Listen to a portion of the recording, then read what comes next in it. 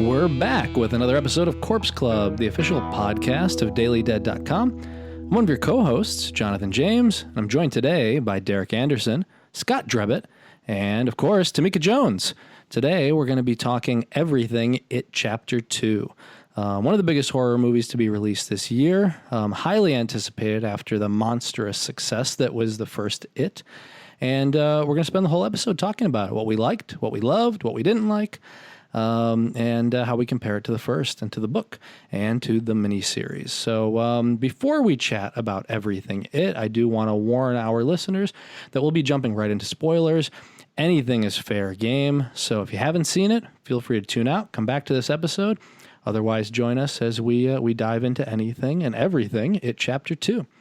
To start things off, I always like to hear just a little bit about what everybody thought about it. So, Scott, why don't you tell me about your experience at the theater and let me know what you thought about the movie.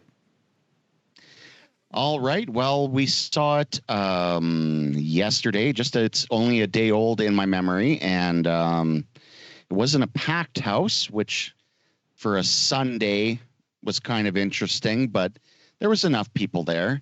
And as soon as those curtains went down and the screen came up, I was in right from second one of the movie. And even though it's 2 hours and 49 minutes long, it felt maybe half of that.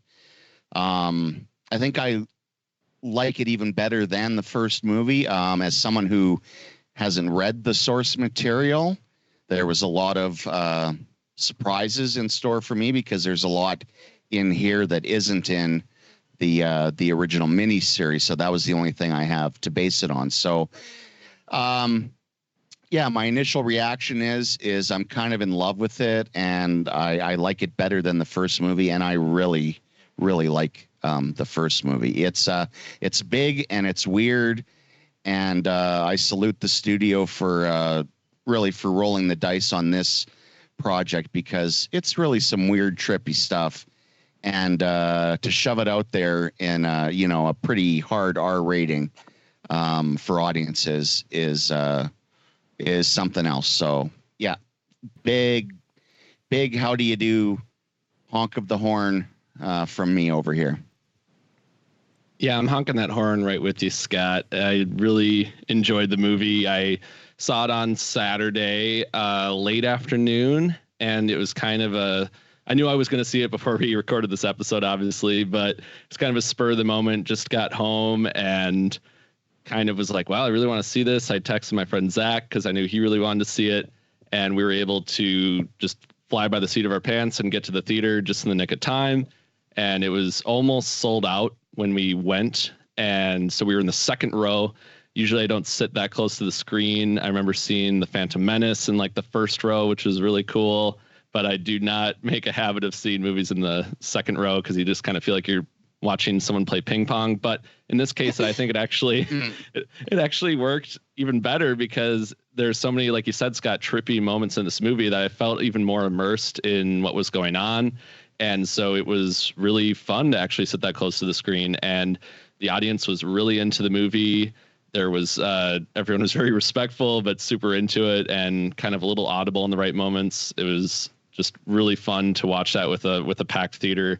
And it just kind of felt like an event screening. Like more and more with horror, we have these event screenings where it feels like you really need to go and see it on the big screen. Like we get that with superhero movies a lot with the Avengers and the Marvel movies, but I feel like more and more like with the Conjuring movies and with all these big horror films are coming out, like when Jordan Peele releases a movie, I just feel like there's more opportunities for horror fans to go and experience a movie together rather than just kind of watching it when it's released on home media. So that was really cool. I was really freaked out by a lot of it. I've read, the funny thing with me is I've never read it all the way through, which I feel like really weird saying, but I've read parts of that book throughout my life, and I've just never, like, maybe because it is such a big book, which is weird though, because I finished The Stand and read that beginning to end, but I've always like come in and out of it, so I'm not 100% familiar with, you know, the way the book is from beginning to end, but I'm familiar with the book, and I know I've done my research with it, so I know like what was faithful and what wasn't. But it was really cool to watch it come to screen, and there was definitely some surprises. And loving the 1990 miniseries, I think there's enough for both camps to really enjoy it. So it was a blast. And Tamika, how about you? What do you think? What was your experience at the theater? I had two experiences with this movie. The first experience, not so great. I went on a Friday night at this theater that's attached to the mall where I live. So that invited like kids. And like when I say kids, I guess I mean really like teens who are of age, teens who snuck in. So whenever that happens, I never have a good experience. So there's a lot of like laughing and talking and people on their phone. So it kind of killed the mood for me. I tried to ignore it. It didn't work out. So I caught a matinee on Sunday and I had a much better experience. And surprisingly, I guess not really surprisingly, for a Sunday at 11 o'clock, it was packed. So that made me really happy. And yeah, I really enjoyed this movie. I can't say that it's a perfect movie, but what really is, but I enjoyed myself. I really enjoyed seeing these characters again. I really love this story. I'm a big Stephen King fan, and the It miniseries holds a special place in my heart, I think, because it just kind of horrified me so much.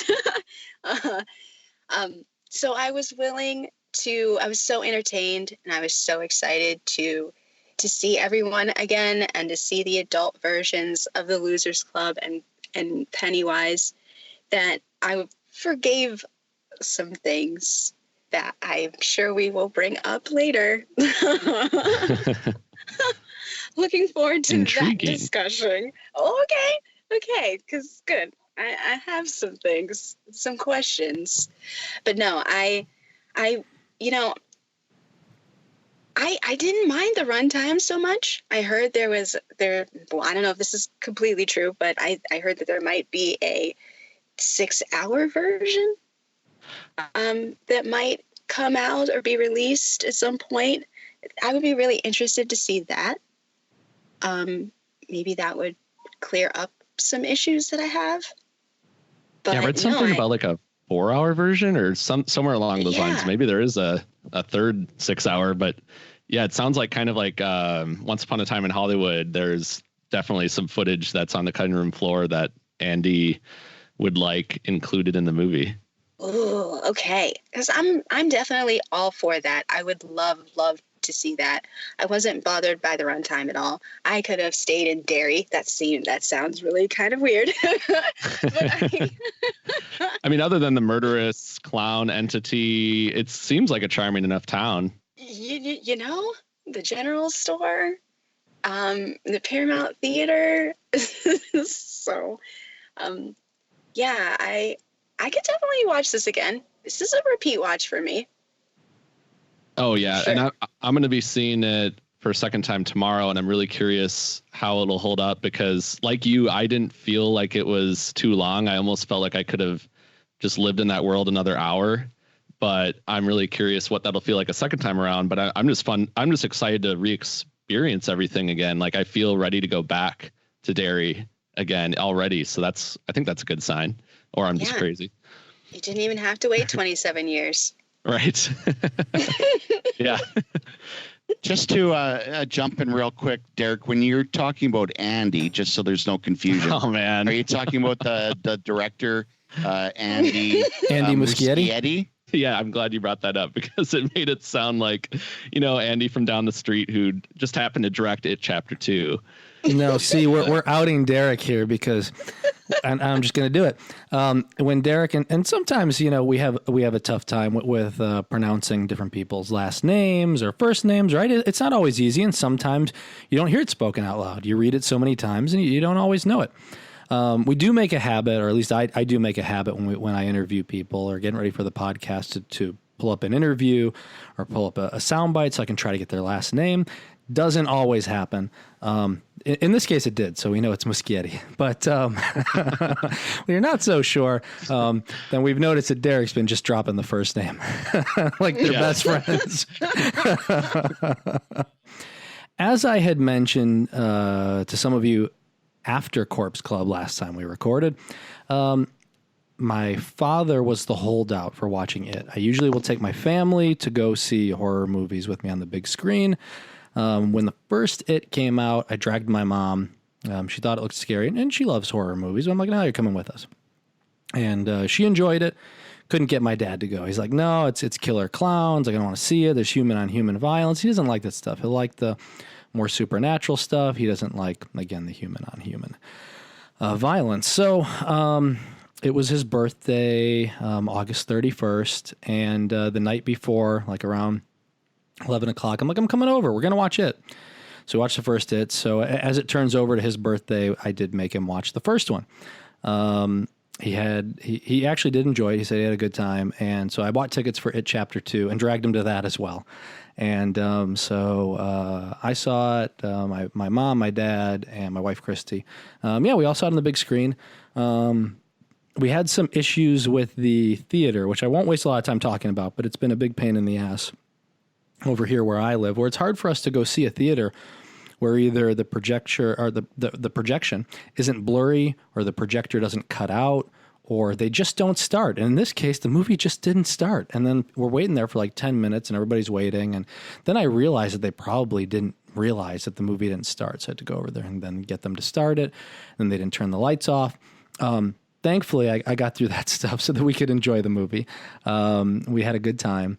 And I think that my parents didn't enjoy it as much, and especially having watched just the first one right away and then going into the second one, they didn't find it as scary. And I think for me, what I really enjoyed about it is that it goes in this like fantastical, like sci-fi direction. The book does. And so it's kind of really hard to adapt that. It was hard for them to do in the miniseries because of the budget. And it's cool to see what they did. And you kind of alluded to this as well, Scott, that Andy Muschietti gets, hundreds of millions of dollars to make this movie, and they let him do it. And he does kind of whatever he wants here. Runtime of 2 hours and 49 minutes. Sure. You got it. You want to kind of move away from all those like jump scare type moments that we had in the first one. Fine. Go sci-fi fantasy. And so it's this weird movie with great characters and great acting, and it's flawed, but I love it. So I'm excited to talk about it a little bit more. I think, and I'm kind of going to go from there, from loving it to kind of go on the downer side of it, because I think we love it more than we don't. Hearing everybody in this group, we don't have anybody, and I know there's some people that really didn't like it coming out of my theater. There were a lot of people were like, oh, well, it wasn't as scary as the first. And I mean, and I get that, right? When you're playing to audiences around the world, you have this first movie that's scaring a lot of people. And then you go to this one, which is just weird. And good weird for us. But, I want to talk about some of the things maybe that we didn't like, because I don't think we're going to spend as much time with that. And I'll throw out the first one. I'm curious to see if any of you noticed it as well. I'd say the first thing for me that kind of took me out of the movie, and I understand why they did it, was the CG for some of the kids, because they had to do some of the some new scenes. And so specifically when it comes to when it's Richie and Eddie, the guys that played them, they're older, right? Their faces are changing. They just don't look like they did, 3-4 years ago. And so they had to kind of CG their faces, especially like when they're all hanging out in that bunker. And I thought that was a little strange. So to me, that made me like kind of tell my head and be like, that looks a little weird. Like maybe they could have gotten away with that or without doing that. So I'd say that was, for me, like other people have bigger problems with it. That was kind of the weirdest thing for me, was just seeing like the CG kid faces. Did you guys pick up on that? Because I know some people didn't even notice it. Yeah, no, I mean, I knew about it beforehand, and yet I didn't. The only one that was noticeable for me was Ben. Ben's face seemed a little more, it looked like a balloon, to be honest.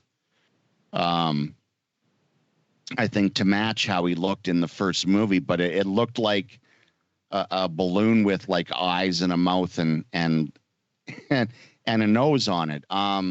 It's the only one that looked to me kind of cartoonish. The rest, I honestly, it was so unnoticeable that I just like, it worked for me. You know, it didn't. I was aware of it going in just because I saw people like talking about it on Twitter. It didn't really bother me per se. It didn't really take me out of it because I went into it knowing it, just like with, you know, certain Marvel movies, you go in and you're like, okay, I'm going to see a younger version of this character and they're going to CG it out. And you're just like, okay, that is what it is. But it just makes me wonder if they could have just filmed everything with the kids when they filmed the first movie. And I know they probably weren't 100% sure on which direction they wanted to go with the sequel, but I think it would have really, I guess, made it a little more in the moment, a little more authentic if they could have just filmed everything with the kids when they did it. But, you know, schedules for the actors and all that comes into play too. So, I mean, it's just kind of one of those unavoidable things. I was actually a little surprised at how much the young version of the Losers Club was in this movie, because I just kind of assumed it would be maybe a couple of flashbacks, but they really integrate it throughout the movie as all of the adults are walking through Derry and each location kind of triggers this memory. But I think if the way they did it made sense and it really kind of resonated with them, and you have to kind of show these adults realizing who they are and what their past is and what their shared history is. So you kind of, I think, need those flashbacks. So but it didn't really take me out. It didn't bother me as much as it bothered other people. I don't know. I don't think it bothered, their faces bothered me so much, but their voices. Some of the voices sounded really off to me. Like, and some of them, like Richie, I remember standing out to me because he sounded like he was on a, like, and I'm not a sound person, but like he sounded like he was on a different, I guess, like not frequency. I imagine that's not the word I'm looking for. Or like a different pitch or octave or something. Yeah, like they didn't sound like they were on, like they were like in the same, I don't know. Oh, when they recorded, you mean? Like, yeah. Because I mean, I don't know if they maybe had to do something to their voices as well. I don't know. It just sounded really off. But yeah, I kind of understand it both ways. Like, I get if, you know, it could be disconcerting and stand out at the same time. I kind of understand it. You know, they're kind of just stuck in a hard, you know, between a rock and a hard place because they've grown up, and yeah, they're 15 years old now.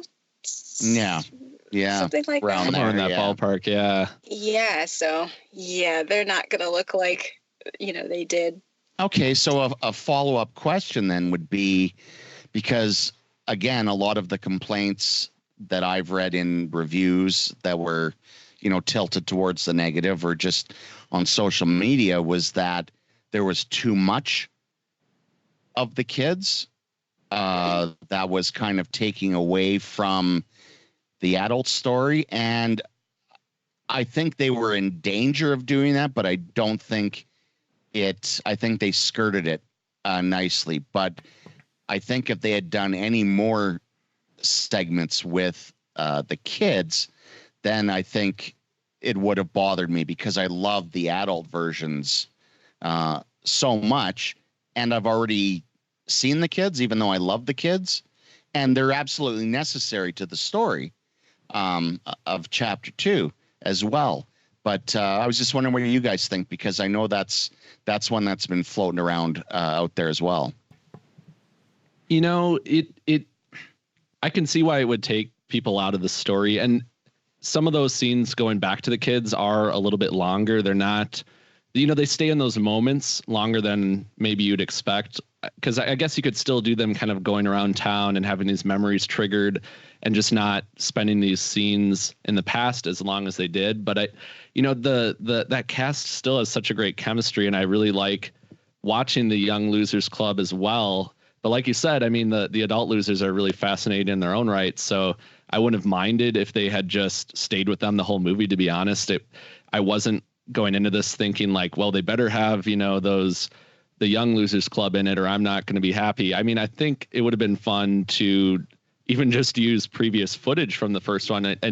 But the thing is that they had to kind of show all these artifacts that they're going after and the memories associated with each artifact. So I think it makes sense that they did do what they did, and I think it works. But I understand why people are kind of maybe a little put off by the pacing and that kind of thing. But you look at the first and it was 2 hours, 15 minutes, and this one's almost 3 hours. So they kind of add in that extra half hour to account for that. So I think if the movie had been like as long as the first it was, I probably would have more issue with it if they had still done that many flashbacks. But because it was a longer movie, I feel like they kind of it worked. Like they were able to find a way to make it work. So it didn't really bother me as much. No, because like looking back on it, and again, it was only yesterday, but looking back on it,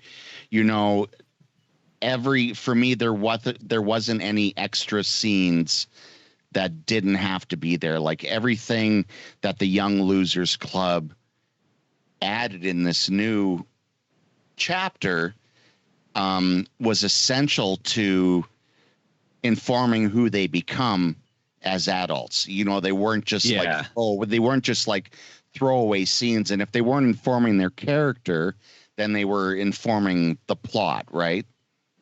Right. So I can understand why people thought that, but I just didn't find it the case. I kind of do have one issue with the usage of the kids that I thought kind of really didn't have a purpose.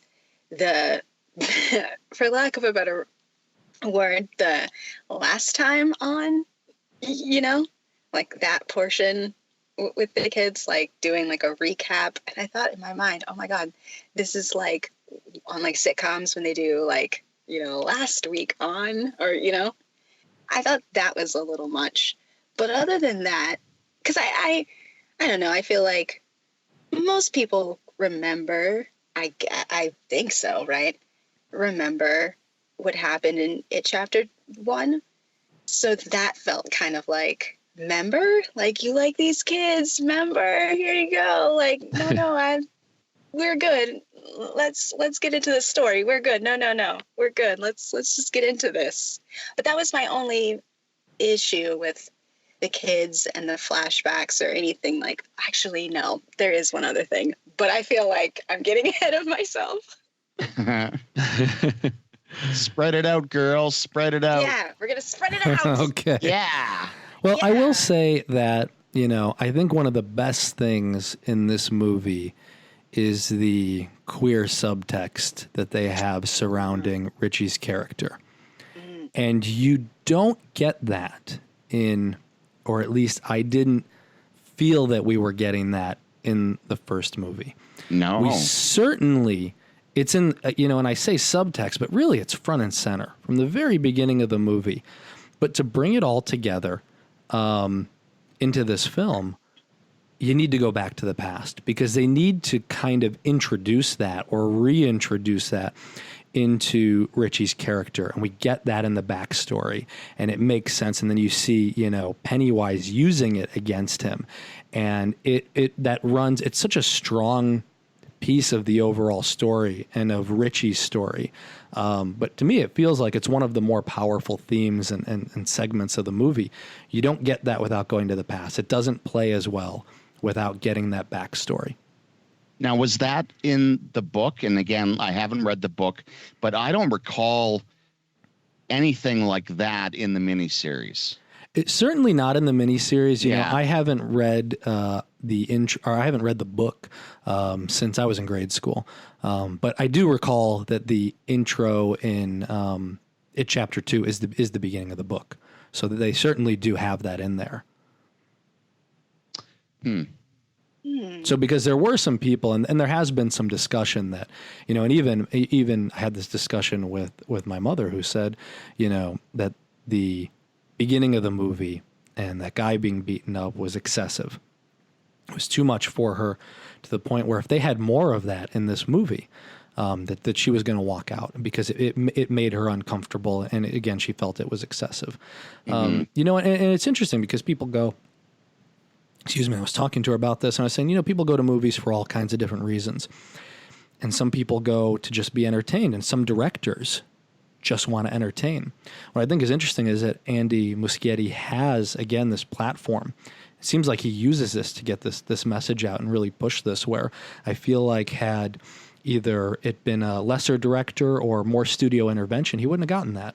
I do think as a director, as an artist that kind of wants to be remembered or wants to have a real emotional interaction with their work, that you need to push boundaries. And so while I do feel that the intro is excessive, and again, there are people that disagree with me, and then that's fine with it. I do feel like kind of you need that, because that kind of hate-based crime takes place today. It takes place in America. It takes place in our world. So I think there's a very like an emotional reaction of like, this is real. And then I also think it works within the context of the movie and says, hey, Derry is not just a place where Pennywise is the scariest thing that's out there. I think what I really love about both of the It movies is that Pennywise is scary, but some of the creepiest things there are the child abusers, are the murderers, or the bullies that are there, that are all around America, and that you don't need a scary clown to be there for these things to be around and these horrible people to exist. Exactly. So it's central to not only Richie's story, but it's central to the themes of the movie too. Yeah. Even what Pennywise does in that scene at the beginning is right, almost verbatim from the book. I remember like where he attacks the person and just that whole scene, I think, played out. That was a very faithful adaptation. And in the press conference that the screenwriter Gary Dauberman was at, and Heather Wixson shared highlights from this on Daily Dead if you want to read further. But he said that Stephen King kind of gave them a list of things that he wanted, that he like suggestions of things that would be nice to see in the second movie. And I'm not sure if this was on there or not, but it was such a faithful adaptation that it makes me wonder if that was the case, where he really wanted this scene in there. And it does tie in, like you said, with not only the horrors of the real world, but also kind of this Richie storyline and just what they're all going through. And I think it is shocking, but that's kind of the point as well, and it's not taking an easier way out where you're trying to take away the brutality, because no matter what, it is brutal, and it needs to have that effect if you're going to include it. And I think they found a way to do that, and it doesn't come off as just, it's not just what happens on that screen, that it really means something, and it's making you think about what's really going on in Derry at that time, or today. So it's, like you said, I think it's hard to watch, certainly, but it's also, I think, done in a way where it makes sense within this story, and it gets people talking and maybe looking at the real world a little differently. Yeah. Did you guys also sense that maybe Eddie was queer as well?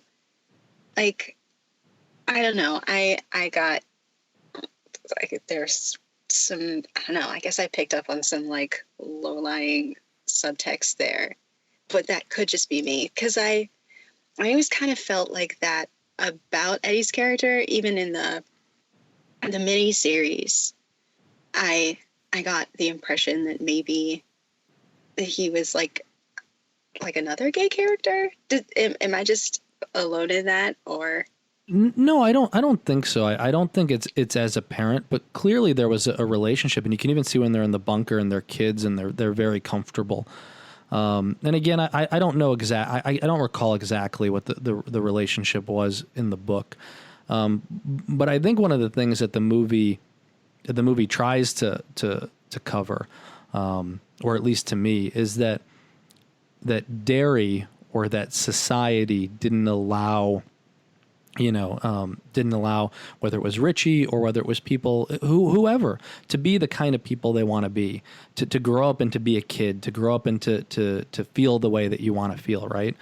And so, like I said, I think we see the effect that Derry has on all of these children, kind of suppressing the people that they want to be, and this trauma that carries with them until they're adults. It definitely, we can see how it clearly prevents Richie from who he wants to be personally, but we see the effect that it has on everybody else as well. Well, it's one of the great things I think that King has done and been as a storyteller, for 40 some years, is he can create very specific places and towns like Derry, like Jerusalem's Lot, etc., that can be very specific, but at the same time they're really a microcosm of every little town, not only in the States but in Canada too. Every little town where everyone knows everyone, where if you have any kind of personality and soul that's away from the common narrative of, the community, of the one, then, you would be completely ostracized or, beaten up within an inch of your life, etc. And there's something sad, and if you're dig into Stephen King's world, then that it becomes not only sad, but it becomes dangerous too. And he's always been brilliant at reflecting through the singular idea, something bigger about all of us as a species.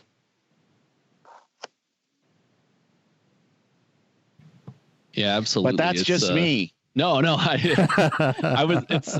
Your words were just resonating. I just had to let them marinate a little bit. Put them in pickle juice and brine them. So, Tamika, I know you mentioned, because you didn't want to ask all your questions at once, but you had some other questions or something else you wanted to bring up. Was that it, or did you have something else? Well, no, I felt as though sometimes because it was related to what Scott said about the kids not being used too much and there being a good balance of the kids and the adults. And I want to agree with that, but then I feel conflicted, because there's a part of me that feels as though, even though we do get some really good time spent with the adult versions of the Losers Club, I feel as though some of those stories were either rushed or kind of shallow. Like they're only scratching the surface, and then it's the next one. Does that make sense? Like, yeah. Even though it's almost a 3-hour runtime, I felt with some of the adult characters that either it was drawn out or it was super short, and then it was just, okay, on to the next person. Mm-hmm. Oh yeah, you did say we could do spoilers. Spoil away. Spoil away, Tamika. I don't know. But I felt especially like that with Mike, because he would just disappear for just stretches, to the point where I thought when he shows up again, I thought, oh yeah, Mike. Like, how did I forget about him? Like, I never do that. So it was just very strange to me. Yeah, that was one of my main concerns coming away from it. And Heather mentioned this in her review as well, is that it feels to me like the when we're reconnecting with the Losers Club as adults and we're seeing where they're at in their respective lives and what situations they're in and who they're living with and what problems they have, it felt like, especially after they do Bill with the whole screenplay and the movie set, which I thought was really funny and really well done. I feel like the rest of the Losers Club, even Beverly, didn't get as much time as they needed. And it really felt like, with Eddie, like it's this kind of, it all happened so fast. And I think it's still effective where you still get a sense of where they're all at, but being it's such a, that's the part of the book that I kind of remember the most from what I've read of it. And, King goes into these really detailed things about all aspects of their life and how, and, it kind of makes it that much more rewarding when you see them all come together, is that they've kind of in a sense escaped their lives that they're not entirely satisfied with, and they're finding this new life together. And I feel like they just kind of, they maybe accelerate a little too quickly through that. And I think everyone plays their parts pretty well in those moments, but I feel like story-wise, I was genuinely surprised at how little time was spent with some of the adult characters before they go to Derry, because this summoning is such a huge part of the second half of the story, and it just kind of feels a little more anticlimactic when it just goes so fast. I mean, even like Stanley, such an important part of his character is that's his scene. Like, I just feel, and even though there's a really nice moment with Stanley that we get later, I just felt like that whole bathroom scene, which is so iconic from the miniseries and so iconic in the book, it just felt very rushed to me. So I agree with you, Tamika. That was probably my biggest complaint with the movie. Here's a question for you guys then. Let's say you have to still make the movie 2 hours and 49 minutes. Okay. Mm-hmm. That cannot be budged, but you want to expand the summoning. Mm-hmm. Where do you cut?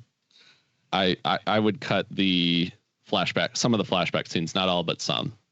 Which flashback scenes would you cut? That's a good question. Dang it, Scott. Maybe the bunkhouse scene to some extent. Really? Okay. I just feel like with Beverly especially, it's such an important moment, and we get a sense that she's in this abusive relationship. But I just like, that's what I thought the miniseries did so well, is it spent more time with these characters as adults, and I feel like, especially with Beverly, and in the book, Beverly's her portion of that journey is really emotional, and I feel like they still made it. It's still a hard scene to watch. It's still very brutal, but I just feel like that could have been more emotionally resonating had they spent a little more time on stuff like that. See, now I think personally that the amount of time they spent on the summoning was perfect, because for me, it's not about what their life was from the time they left Derry to the present. It's how their life changes once they get back to Derry to the end of the film. So in other words, as long as I get a sense of the kind of life that they have been leading in between, which I think they establish really well, I'm more interested in the change that occurs within each of them from when they get back to Derry. And I think it's established enough that you do get to see the changes. Obviously, some of the characters' changes are more important thematically than others, but I think they did a good enough job with the summoning that I got all I needed from it. I think for me, one of the interesting things, and this goes back to one of my criticisms of the first It movie, is that it's essentially the same type of scare. That's from the first one, which is that, Pennywise will rush up to you, and that is kind of that is mostly what we get. Yeah. I think it's interesting that they also lean on that a lot in this one. And we do see things which are, I would say they're more disturbing for someone who hasn't seen John Carpenter's The Thing or Cronenberg's The Fly. That it seems like some of the like gross out moments are played more for casual moviegoers, in which it would gross them out. But I'm surprised they didn't push those more. And I'm surprised that when we do get the scares, they still relied on some of those same like rush up to you quickly moments. I mean, that is their jam. It's kind of like what we talked about with The Conjuring, where you kind of know what you're going to get. So it fits in with it. But I think that's kind of maybe where it lost some of the audience, because like I said, some of the people that I had spoken with, or, you know, in my family, and then some of the people who had left the theater, I heard it's such like, it's not as scary. Personally, I love the fact that this goes more in the sci-fi realm, and we know what's coming up, right? We've seen the miniseries. I've read the book, so I like that this otherworldly being is what we're dealing with. It's not Pennywise, the supernatural, or the ghost clown, right? It's this being that goes beyond, like I said, our traditional ghost story. So I like when it gets weird. I like when we see the head grow legs. I like when we see the fortune cookies open up. I like the spider version of it. It's like, it feels really weird. It's definitely very Stephen King and very much in the world of it. And what the hell was that first fortune cookie that opened up and like a baby started crying? I was like, what the hell is that? Like one of those toys from Toy Story when they come out from under the bed, and it's all these kind of stuff. I'm like, what is that? Yeah. So, I mean, we traded in some scares, or some traditional scares, for just this really weird horror, and I love it. Like I said, for some of the missteps that the movie had, the fact that they were able to go this way without, without any kind of creative blocks is just, it's worth it. I'd rather see directors that can, take $200 million or so and make this really, really weird movie. Well, it is. I was just going to say, and the only times that it disappoints are when it goes for the traditional, like you said, the rushing the camera, right? That's trotted out again, and a few too many times as well. I think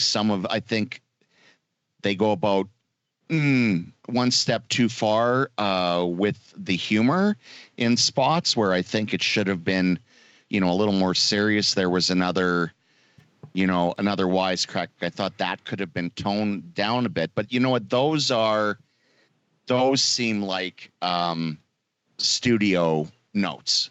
And I think maybe the one where Eddie gets thrown up on, where it switches up and the music plays. Angel of the Morning. What was that? That one kind of threw me. That one, like, I did a head shake where I'm like, I didn't like, it wasn't funny. Like, I mean, I get that he's getting puked on, but it just didn't work with me. Why that song? Like, I don't understand. Like, that was so out of place that I looked at my friend and I was like, was that an audio? Did we just get some other theater's feed? Yeah, for a few that's seconds? what I thought. But I I don't know. It was so weird that I almost liked it in a way.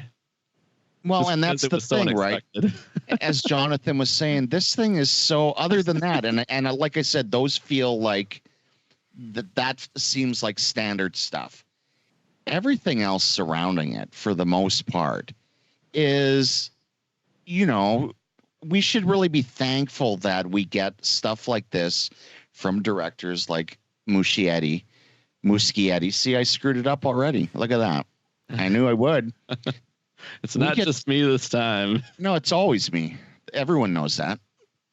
Well, except if you're not on, and it's me. I mean, $200 million, and it's so bizarre like Jonathan said, it's so bizarre in the best way. There are some amazing set pieces. Someone online described the movie as Nightmare on Elm Street 3 Dream Warriors meets The Big Chill, which is pretty damn close.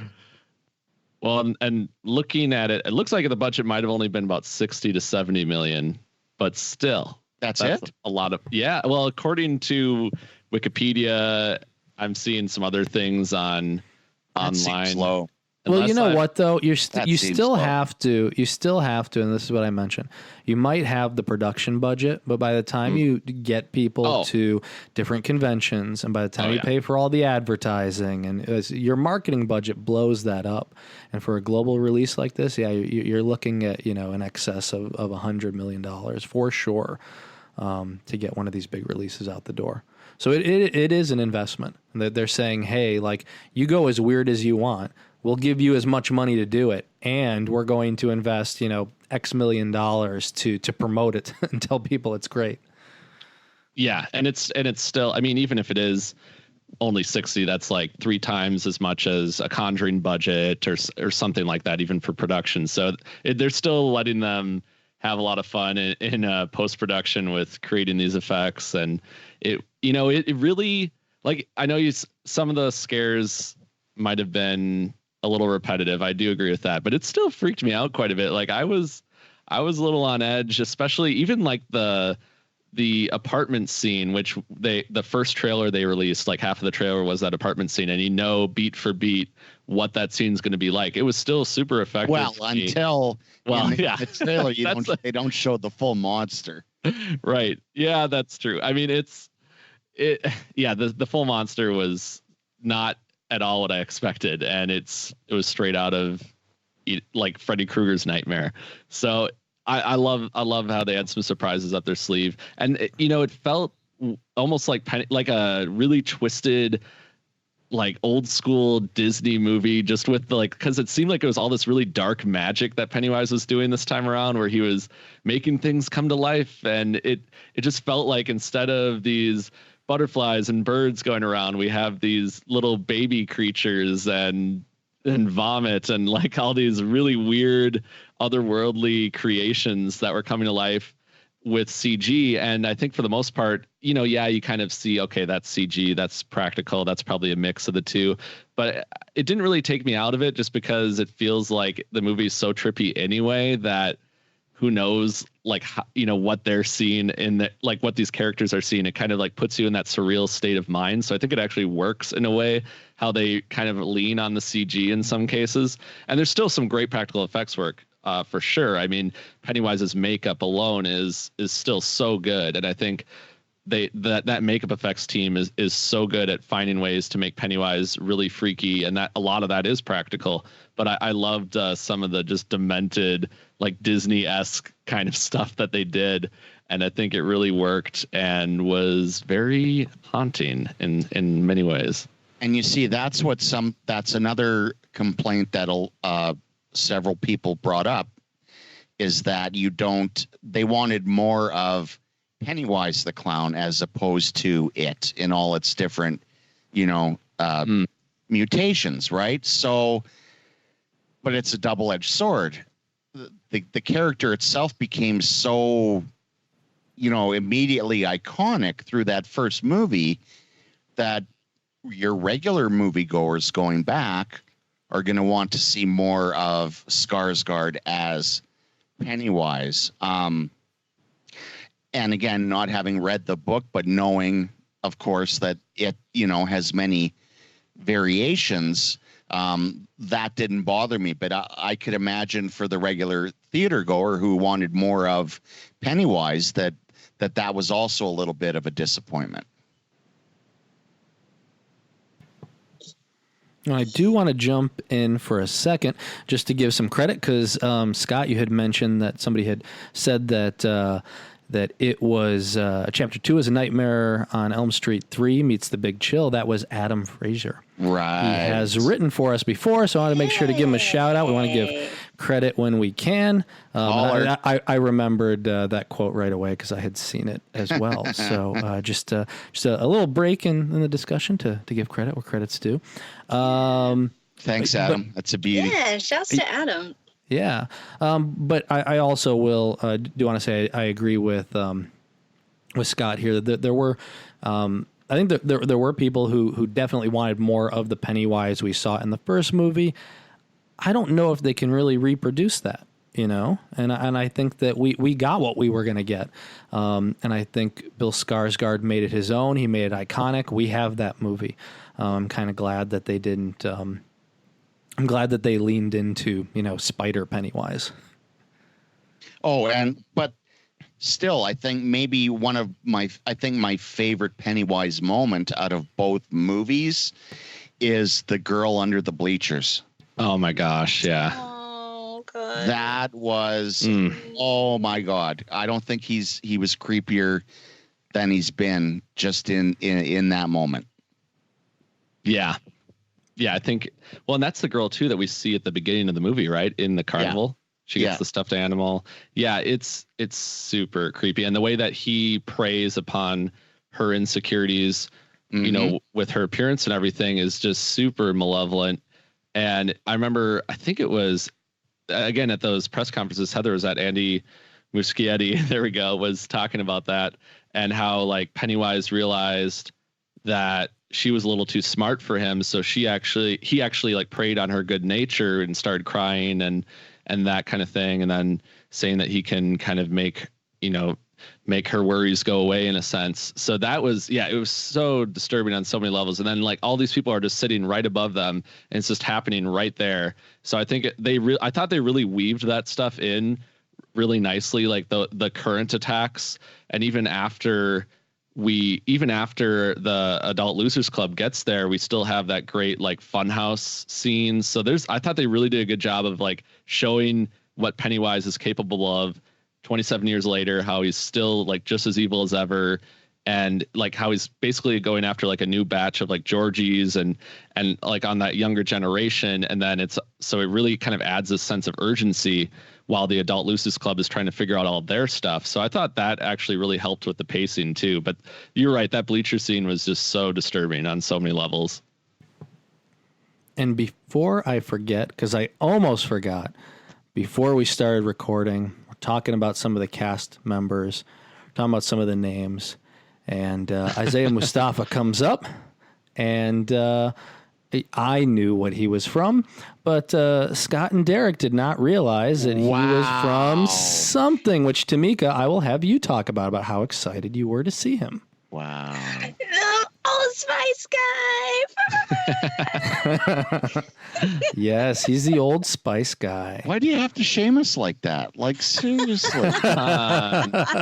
Jeez. I thought Bruce Campbell was the Old Spice It's not guy. a shame. It's more of like I was happy to turn you guys onto this. No. You said, yeah, I knew about it. But you know who didn't? Scott and Derek. I kind of did. Let's this is give true. it over. This is true. Let's give it over to Tamika. This is kind of true. Yeah. Slam dunk it. I love that. This is kind of true. And Tamika even did that. I'm sorry. That's I feel all like right. I was instigating. You're innocent. No. You didn't bring it up. Okay. How could we not bring it up? No, I really enjoyed him, and I feel bad because that's really kind of the only place I know him from, is being the Old Spice guy. So to see him in this movie definitely gave me some sort of like, I don't know, some like crisis. It's like, wait, what? Have you guys seen him in anything else? I mean, he's done a few other things. I had looked up his IMDb. I haven't seen him. Okay. But no, he did a fantastic job in this movie. Yeah. And Is there an MVP for the Adult Losers? Does anyone have MVPs? Ooh. I mean, my MVP is going to Bill Hader. It might be a little bit more of maybe it's an obvious one for some people because if you've been watching him more recently, he's got the acting chops. But man, I mean, a kind of a perfect match for Richie, and then what they were able to do with this character, the emotional range he had. I mean, he just kind of had me, every second he was on screen. So I could have watched a whole movie just with him. So yeah, I mean, he gets my MVP, but I think a lot of the rest of the cast is all pretty great. When you mentioned Isaiah playing Mike really well, and I think he really captured the level of kind of the psychological toll that Mike goes through. Like he mentions how being in Derry was being in a cell for 27 years. And I think he kind of encapsulates what it's done to him to stay and kind of have that burden on his shoulders. And I really like Tim Reed played that character in the miniseries. And I'm a big Tim Reed fan because I always watched Sister Sister growing up. I knew it. So, I knew you were going to bring that up. No. So I just had to find a way to work that in. Really? Oh, absolutely. Wow. Yes, Sister Sister was awesome. All right. For those who had Derek and Disney on their bingo card. Right. Check. Yeah, that's got to be on there.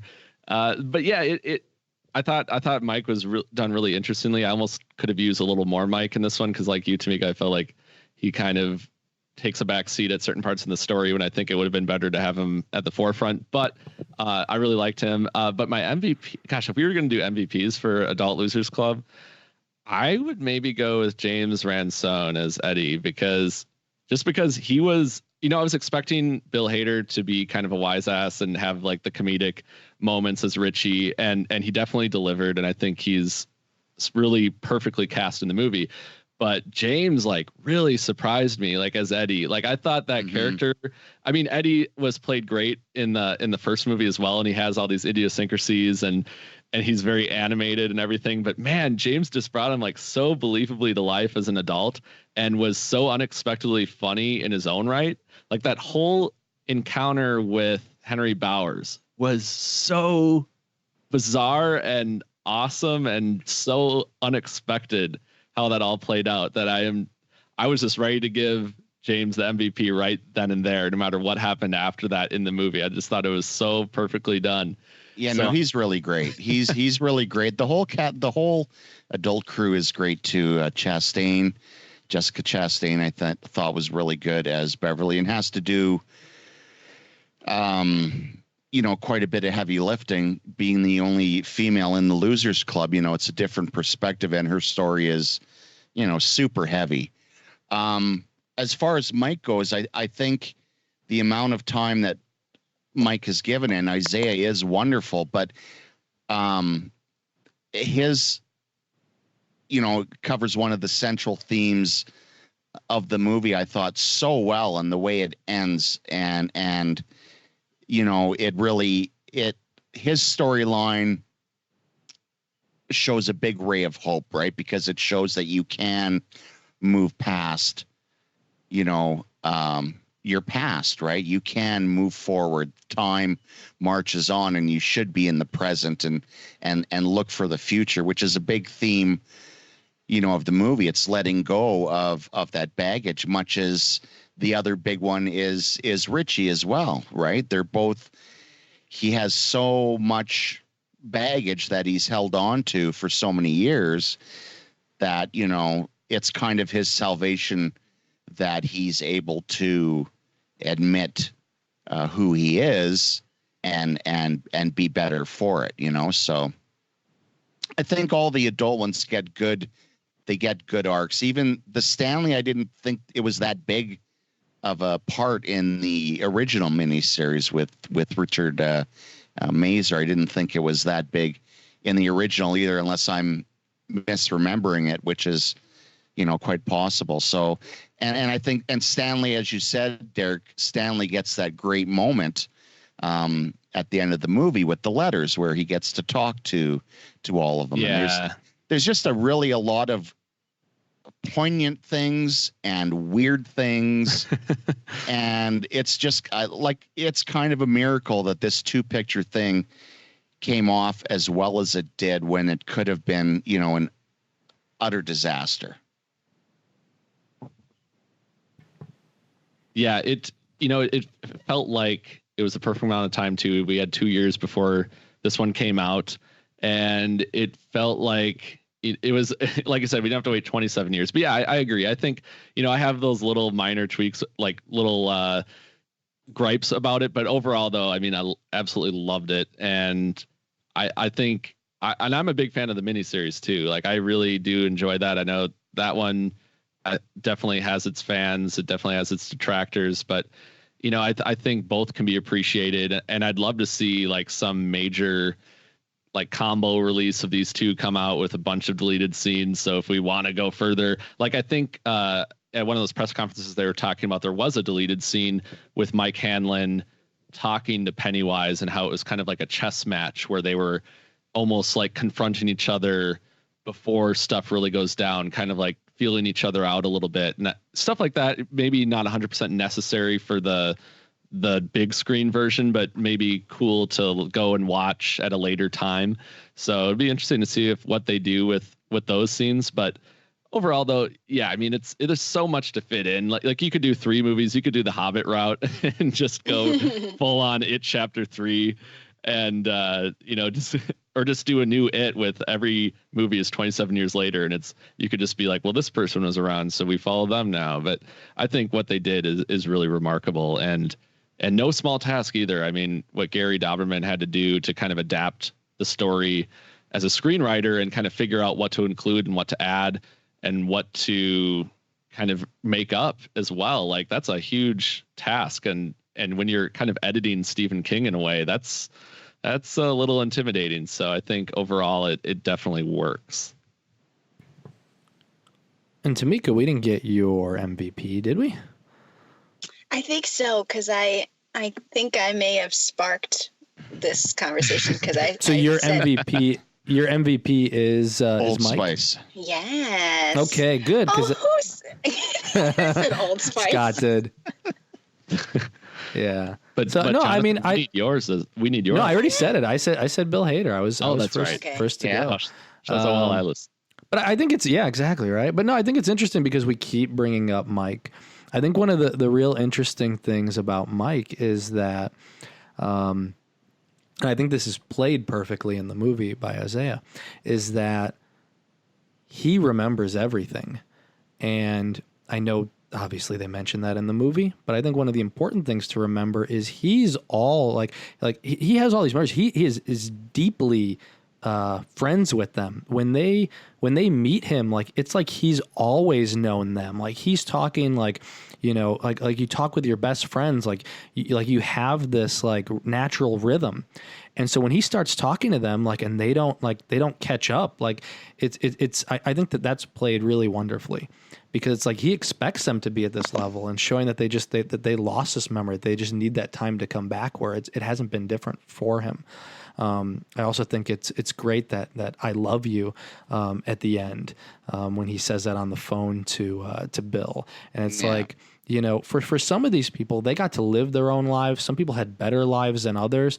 For him, he lived this. He lived this these problems in Derry. He lived Derry. He lived Pennywise for his entire life, and so it's I think it's an incredibly challenging character to play in that way.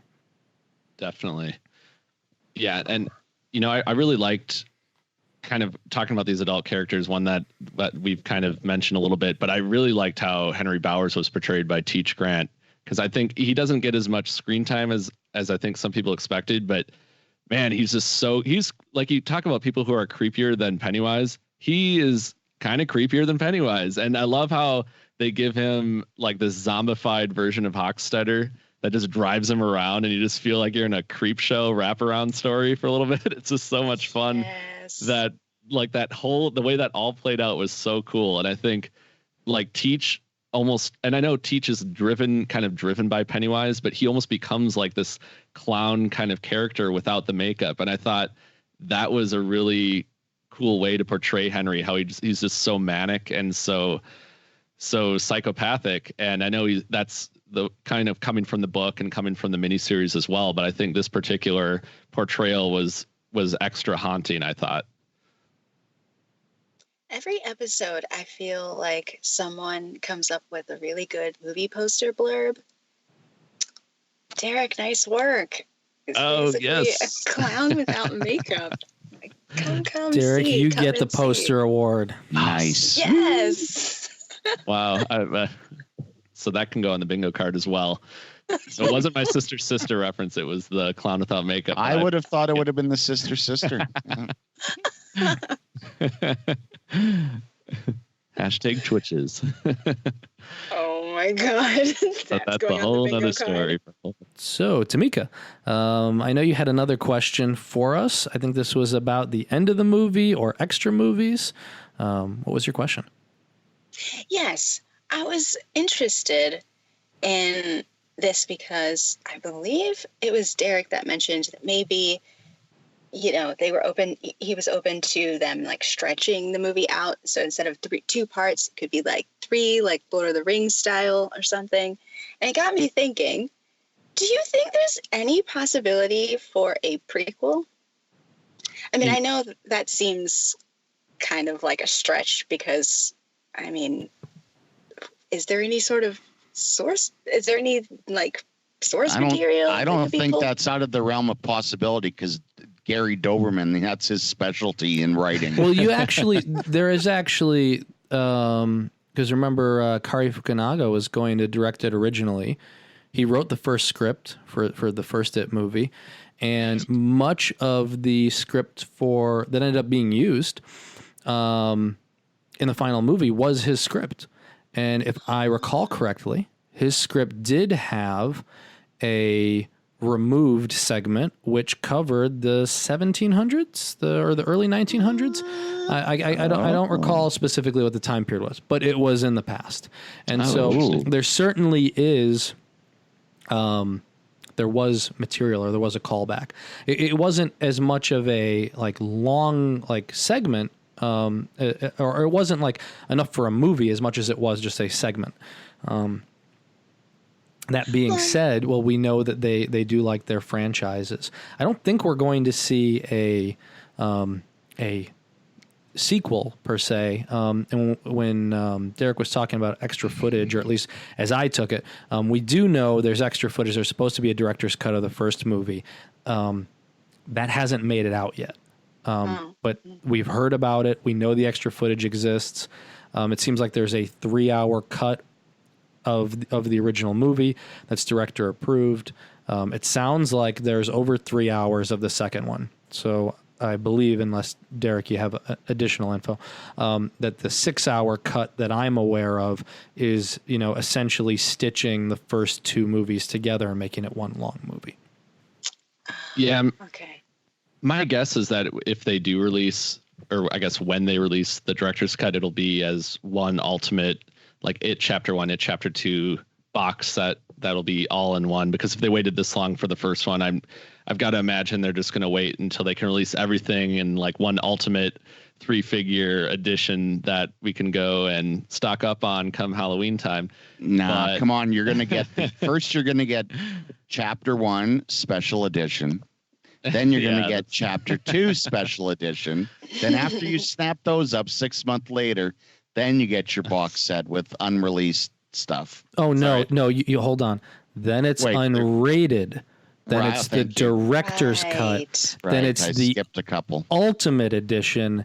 Right. Then it's, 20, and this is 20 years worth of releases. And then the final cut. Oh my gosh. Don't forget the Screwhead edition. Yeah, of course. But it's funny you mentioned the prequel context, because Bill Skarsgård recently talked with Entertainment Weekly about playing Pennywise again, and he said that he would be open to doing it, but he thinks it would have to be sometime before this story, and that it would be somewhere in the past when like Pennywise, who knows like what time period, because we know he's been around for so long, so you could essentially do it at any time. But we know that there's like the clown backstory with the traveling circus, and we know that he's been around for millions of years, so you could basically do any time, any century you wanted to. So he actually, in an interview, said that, hey, I would be open to doing this. I think it would be fun, but I think it would have to be a prequel, essentially. So I don't know if he knows anything, or if he's just kind of keeping the door open, or if he's, just really enjoyed playing Pennywise and is just saying, hey, if it ever happens, let's do this. But that did recently come up in conversation. So it's kind of interesting that, it is so successful. You almost think it's like blasphemous to do that with a King story, but we've seen plenty of, look at Children of the Corn. There's like 13 of them. So we could do And you and Scott, you mentioned like Gary Dauberman. I mean, he can come up with so many different ways to tell different stories about certain characters. I mean, look at all the kind of different takes on Annabelle we've seen. So I think we could see an It chapter, maybe not chapter 3, but a chapter 0 or something. I mean, or It Comes Home. I think would be interesting. Oh god. But As we all go, Annabelle 4, It Comes Home. let's do the crossover that fans deserve. But that's what's so interesting with like, look at all the Conjuring movies and kind of the template now is they have like, it's perfect because they show like 3 or 4 different antagonists or versions of an antagonist, and whatever one really sticks, then we get a kind of a standalone movie for that, and we explore that further.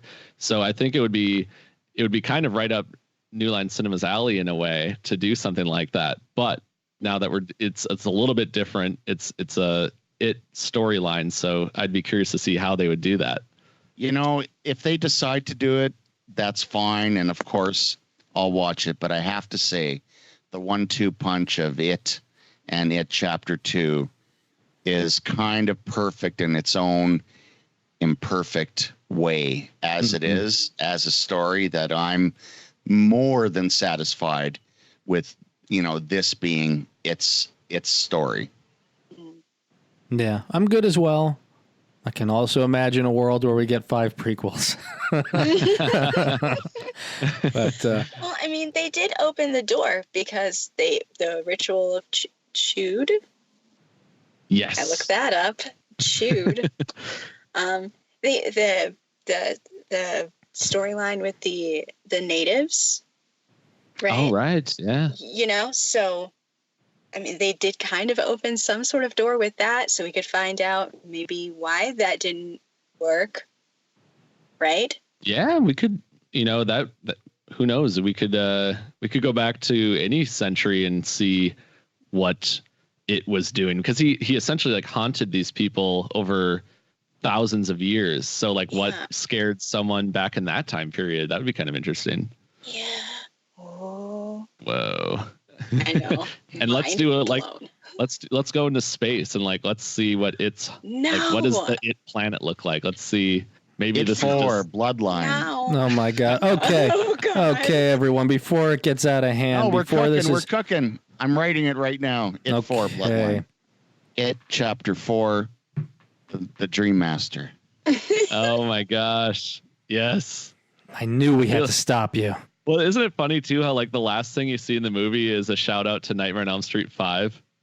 Right. Like that's like what the last thing the camera lingers on is Nightmare on Elm Street 5. I almost expected them to zoom in on that and like have Freddy wink or something. And don't forget all the other little nods, right? There was the Pet Cemetery nod. Oh my Right. gosh. With the dead gay guy handing out the flyers to Richie. There was the My gosh, yeah, that happened so quickly. right.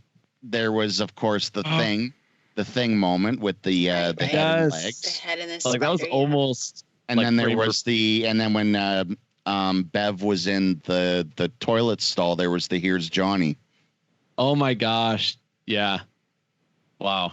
One of the characters said, "Here's Johnny." That's what I love is I that do remember that.